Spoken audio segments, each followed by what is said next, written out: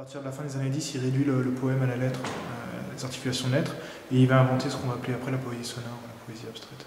C'est-à-dire une poésie qui n'est pas basée sur des mots, mais plutôt sur des sons, sur des lettres.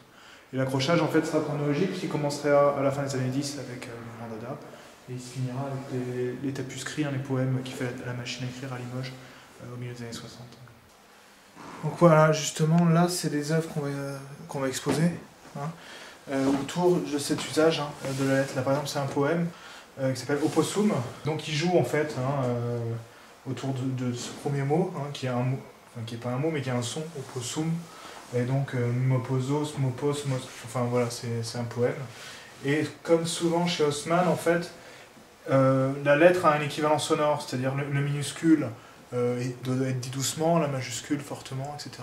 Ça, c'est un texte très connu d'Haussmann, qui date aussi de la fin des années 10, mais qu'il a refait de 18, vous voyez, il a daté de 18, avec cette idée aussi, ce qu'il appelait l'optophonétique, c'est-à-dire qu'il y a une équivalence entre la vue, l'image et le son. C'est la poésie sonore. C'est-à-dire que ça doit être lu, vous voyez, ça doit être déclamé. Et en fait, le dadaïsme, qui est un mouvement radical, vise une certaine destruction. C'est des gens qui ont été traumatisés par la Première Guerre mondiale. Et donc, il y a une sorte de haine contre cette idée de la guerre, de la civilisation occidentale comme une civilisation guerrière. Et s'attaquer au langage, c'est s'attaquer au fondement de la civilisation et remettre en cause, en fait, ce qui a créé la grande boucherie, quoi. L'hommage à Dada, c'est le cheval.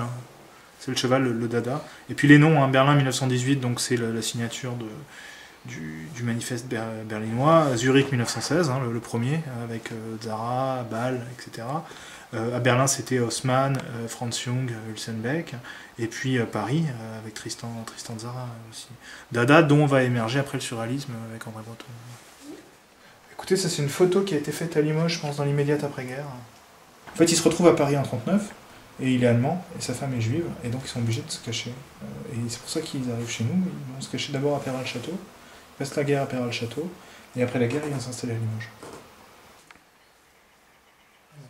C'est les photos qui ont été faites à Limoges au milieu des années 50. Donc, parce qu'une fois installé à Limoges, il va continuer à travailler, et aussi la photographie qu'il va essayer de s'utiliser sur un mode alimentaire, parce qu'il va faire des portraits de gens, il va essayer de faire de la publicité aussi.